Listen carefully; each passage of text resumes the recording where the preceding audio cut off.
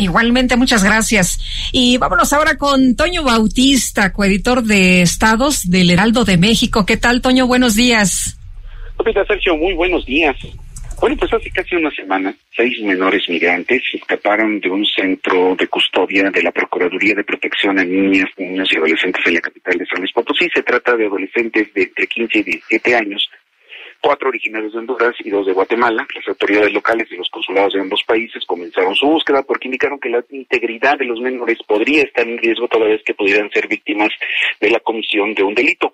El pasado 20 de mayo, el Heraldo de México informó que en Chiapas mantienen a los menores migrantes retenidos en albergues sin poder salir y de acuerdo con organizaciones sociales que les brindan acompañamiento, en varios casos están separados de sus padres y son deportados a sus países de origen. La ONU ya advirtió que en el primer trimestre de este año, pues elevó 9 veces el cruce de menores migrantes en México al pasar de 380 en enero a 3.500 en marzo. Y es aquí donde se refleja una situación importante porque México está faltando a acuerdos internacionales como el Pacto de San José y las leyes como la General de Niñas, Niños y Adolescentes, porque hasta ahora no hay un registro o base de datos sobre la entrada de migrantes al país. Esta información es relevante porque permite que en casos como el de San Luis Potosí se facilite compartir datos de los menores para localizarlos.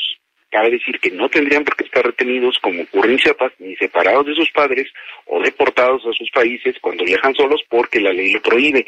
Esta base es posible y merece un tratamiento especial conforme lo dice la norma de protección de datos personales. El comisionado del Infoen, Javier Martínez, señaló que este tipo de bases de datos buscan establecer un registro de la entrada de migrantes, principalmente en la frontera con los estados del sur, para brindar protección a aquellos menores que pues vinieran no acompañados y sobre todo porque los migrantes están considerados un grupo de vulnerabilidad, particularmente los niños. Indicó que se tiene que hacer una cédula de registro por parte del Instituto Nacional de Migración y quien tendría que estar resguardando esa base de datos es el DIF nacional y los DIF estatales, pues para garantizar que desde que entran a México tengan la debida protección, no solo los menores, sino otros grupos como las mujeres embarazadas. El no hacer esta base, como está ocurriendo, advierte el especialista, deja a las personas migrantes prácticamente sin rostro, sin identidad y expuestas a delitos como trata de personas, violaciones, homicidios, feminicidios, cifras que se reflejan cuando no empatan el número de desaparecidos en el país con los cuerpos hallados en fosas clandestinas. La base también permitiría ubicar a aquellas personas que vienen, sobre todo en las caravanas, huyendo de la violencia o aquellas que cometieron algún delito. Esto está permitido porque la Ley de Protección de Datos Personales establece un registro de base de datos que atiendan temas de seguridad nacional o seguridad pública, y esto, señor Javier Martínez, es un tema de seguridad pública, sobre todo para la protección de los derechos de los migrantes, saber cuántos niños, cuántas mujeres embarazadas vienen y sobre todo para que se tenga información de cuántos están en los estados del sur.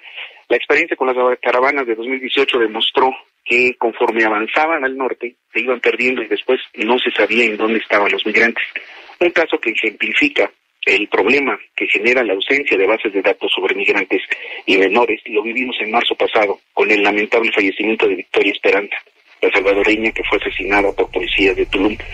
La mujer tenía 4 años en México y resulta que ninguna autoridad sabía que era refugiada por motivos de género, y lo peor es que vivía con sus hijas menores, una de ellas era víctima de abuso y pues nadie sabía dónde estaban sino hasta que falleció a manos de los policías. Así el panorama, Sergio Repita. Muy bien, muchas gracias, Toño. Gracias, buenos días. Antonio Bautista, coeditor de Estados en el Heraldo de México.